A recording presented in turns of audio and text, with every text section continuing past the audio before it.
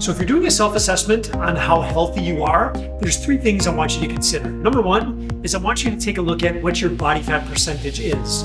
If you're carrying a lot of excess body fat, that is one sign that your health is not optimal. Now, what is the most healthful place for body fat? That depends on the person. And a lot of people, especially in the health and fitness and nutrition world, tend to think that less is better. We're all trying to chase getting shredded and having abs. Although I would say that that's not the most healthful place for most people. So figure out what is your most healthful body fat, and that's what you want to chase. That's number one. Number two is you want to take a look at the numbers that you get from your doctor.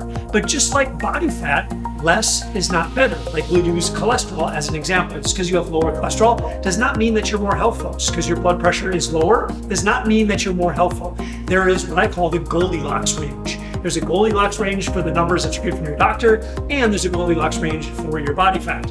So you want to optimize those things. And once you have those two things optimized, you can't really get any better, right? Like if you're at your best, most optimal place, then we want to take a look at number three. Number three is your physical capacity. How strong are you? How fit are you?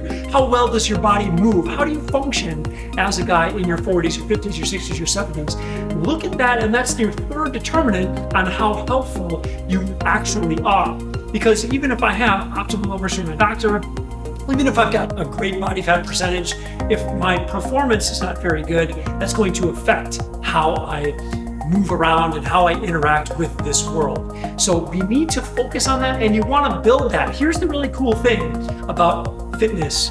There is no Goldilocks range. In other words, more is always better. Can you ever be too strong? Can you ever be too coordinated? Can you ever be too powerful? Can you ever have too much endurance? Can you ever have too much stamina? I'm strong enough. All of these things can improve significantly over a lifetime if you put in the work. Now, I'm not saying it's easy, but look, one of the things that you should be doing to be the most healthful version of yourself is constantly trying to get your body to perform just a little bit better.